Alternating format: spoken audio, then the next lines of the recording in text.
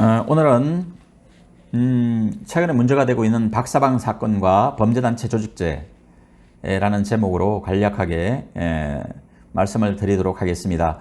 텔레그램 그 박사방 운영자를 수사하던 경찰과 검찰이 이 사건이 한두 사람에 의해서 이루어진 것이 아니고 여러 사람들에 의해서 조직적으로 행해졌음을 파악을 했습니다. 초기 수사에서부터 범행을 가담한 자들에 대해서 범죄단체 조직죄를 적용하는 방안을 적극 검토하기 시작했습니다. 그리고 마침내 경찰은 텔레그램 박사방 유료 회원 2명에 대해서 범죄단체 가입 혐의로 구속영장을 신청하고 법원은 이에 대해서 구속영장을 발부해서 구속했습니다. 그러면 범죄단체 조직죄는 어떤 범죄인지 알아보도록 하겠습니다. 줄여서 범단이라고 표현하는데요. 이 범죄단체 조직죄는 범죄를 목적으로 하는 단체를 조직 또는 이에 가입함으로써 성립하는 범죄입니다. 형법 114조는 사형, 무기 또는 징역 4년 이상의 징역에 해당하는 행위를 목적으로 하는 단체 또는 집단을 조직하거나 이에 가입 또는 그 구성원으로 활동한 사람은 그 목적한 죄에 정한 형으로 처벌한다고 규정하고 있습니다. 가입하거나 구성원으로 활동한 사람이 그 목적한 죄에 정한 형으로까지 처벌을 받을 수 있도록 하는 것이 바로 범죄단체 조직죄입니다. 범죄단체 조직죄는 장기 4년 미만의 범죄는 제외하고 형법과 특별법상의 모든 범죄를 목적으로 합니다. 그리고 범죄에 대한 단체를 이루어야 합니다. 즉 일정한 범죄를 목적으로 계속적인 결합체가 있어야 하고 최소한의 통솔체계를 갖추어야 합니다. 하지만 단체를 이루는 데 있어서 일정한 방식을 요하지는 않습니다.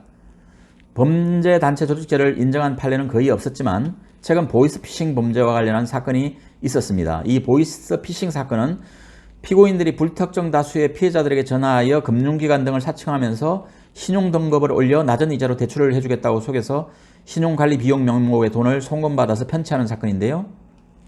피고인들은 보이스피싱을 통해 편취할 목적으로 사기 조직을 구성하고 이에 가담하여 조직원으로 활동함으로써 범죄단체를 조직하거나 이에 가입 활동하였다는 내용으로 기소가 되었습니다.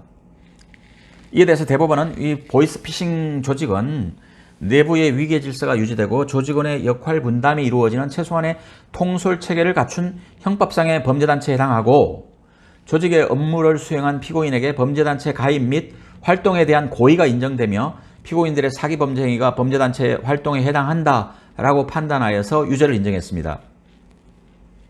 그리고 대법원은 특정 경제범죄 가중처벌 등에 관한 법률상 사기, 범죄단체 조직 등 혐의로 기소된 총책에게 징역 20년, 준 총책으로서 활동했던 자는 징역 10년, 이 밖에 수뇌부 15명에게는 징역 8일에서 3년 6개월의 실형이, 또 콜센터 상담원 등 조직원 61명에게는 징역 4년에서 10개월에 해당하는 일부 집행유예도 선고했습니다만 실형을 선고했습니다.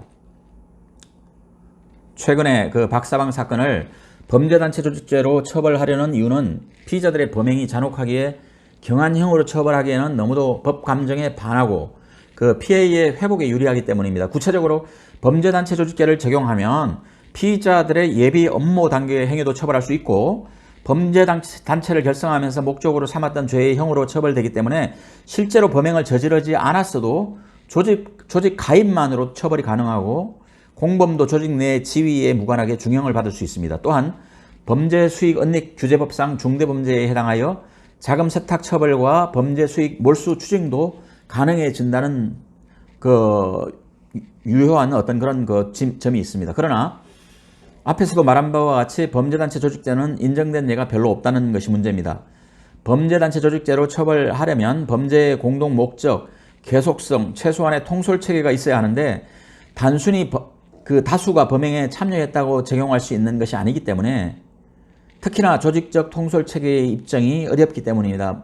지금 어쨌든 2명이 구속됐습니다만은 재판 과정에서 과연 이것이 범죄단체 조직죄로 유죄가 될 것인지 여부를 잘 관찰해 봐야 될 것 같습니다. 박사방 사건의 경우도 범죄단체 조직죄의 통솔체계 요건과 관련하여 입증이 간단하지가 않습니다. 이 사건은 아직까지 내부의 위계 질서가 유지되고 조직원의 역할 분담이 이루어지는 최소한의 통솔체계가 명확하지가 않은 난점이 있습니다. 또한 범죄단체 조직죄가 박사방 가담자 중 어느 범위까지 적용될 것인지도 문제입니다. 결국 범단으로 처벌을 하려면 박사방 범행자들의 가담 행위와 가담 경위와 정도, 실제 행위 등을 입증해야 하는데 포렌식 등 다양한 방법을 통한 증거 수집과 더불어 내부 사정을 아는 제보자들에 의한 증언이 반드시 필요한 것입니다. 일단 박사방 피의자들이 범죄단체 가입자로 구속은 되었지만 최종 판결이 나오기까지 많은 고비가 있을 것입니다. 특히나 박사방 사건은 너무도 잔혹하게 고통을 당한 피해자들이 많아서 국민적 공분을 사고 있기 때문에 더 어려울 것으로 보입니다. 하지만 국민의 이목이 집중된 사건인 만큼 신속하고도 공명정대한 재판 결과를 기대해 봅니다.